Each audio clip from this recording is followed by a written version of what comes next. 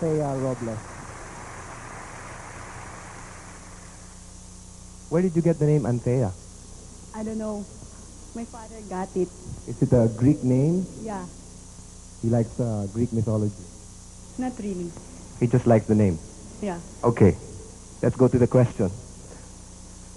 I'm glad that Boboy Garavillo is not hosting this pageant with girls as tall as this.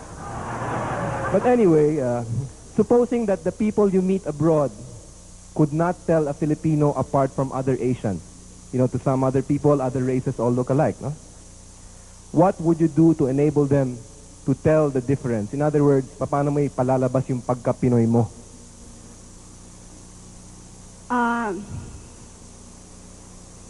Ma,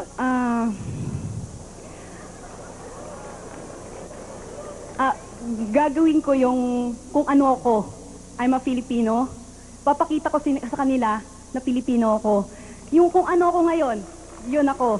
And when you're natural, the natural Filipino shines through, right? Thank you very much. Thank you.